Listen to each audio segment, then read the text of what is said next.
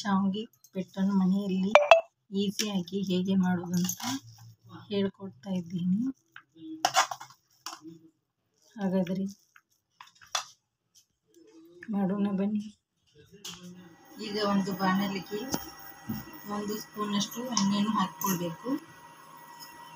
ಶಾವಿಗೆನ 2 ಬಟ್ಲಷ್ಟು ಶಾವಿಗೆನ ಹಾಕ್ಕೋಬೇಕು.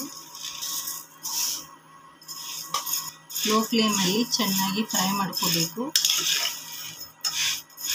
ಇದನ್ನು ಒಂದು ಪ್ಲೇಟಿಗೆ ತೆಗೆದುಕೊಳ್ಳೋಣ. ಬಾಣಲಿಗೆ 2 ಸ್ಪೂನಷ್ಟು ಎಣ್ಣೆಯನ್ನು ಹಾಕ್ಕೊಳ್ಬೇಕು. ಸ್ಪೂನಷ್ಟು ಸಾಸಿವೆ, ಸ್ಪೂನಷ್ಟು ಜೀರಿಗೆ, ಸ್ಪೂನಷ್ಟು ಉದ್ದಿನಬೇಳೆ, 2 ಸ್ಪೂನಷ್ಟು ಕಡಲೆಬೇಳೆ ಚೆನ್ನಾಗಿ ಫ್ರೈ ಮಾಡ್ಕೋಬೇಕು. ಕರಿಬೇವು, ಉದ್ದವಾಗಿ ಹೆಚ್ಚಿಕೊಂಡಂಥ ಈರುಳ್ಳಿ, ಹಸಿಮೆಣಸಿನಕಾಯಿ ಚೆನ್ನಾಗಿ ಫ್ರೈ ಮಾಡ್ಕೋಬೇಕು.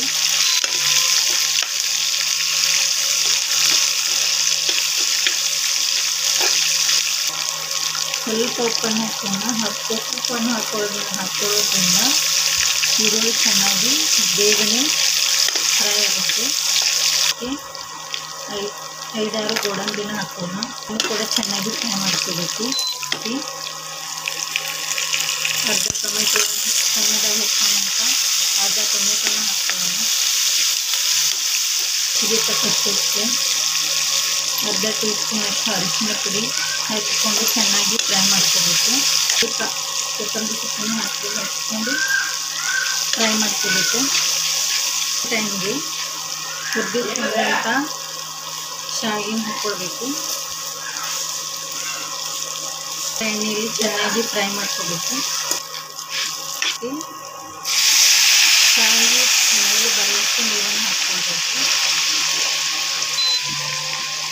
ಕೂಡ ಚೆನ್ನಾಗಿ ಮಿಕ್ಸ್ ಮಾಡ್ಕೋಬೇಕು.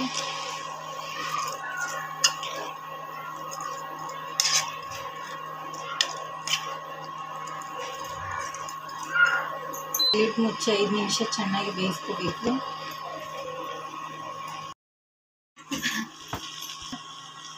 ಕೊತ್ತಂಬರಿ ಸೊಪ್ಪನ್ನು ನೋಡಿ ವೀಕ್ಷಕರೇ, ರುಚಿಕರವಾದ ಶಾವಿಗೆ ಉಪ್ಪಿಟ್ಟು ರೆಡಿಯಾಗಿದೆ. ನೀವು ಕೂಡ ಇದನ್ನು ಈಸಿಯಾಗಿ ಮನೆಯಲ್ಲಿ ಮಾಡ್ಕೋಬಹುದು. ಈ ರೆಸಿಪಿ ನಿಮಗೆ ಇಷ್ಟವಾಗಿದ್ದರೆ ನನ್ನ ಚಾನಲ್ಗೆ ಲೈಕ್ ಮಾಡಿ, ಶೇರ್ ಮಾಡಿ, ಕಮೆಂಟ್ ಮಾಡಿ. ನನ್ನ ಚಾನಲ್ಗೆ ಸಬ್ಸ್ಕ್ರೈಬ್ ಆಗಿ. Thanks for watching.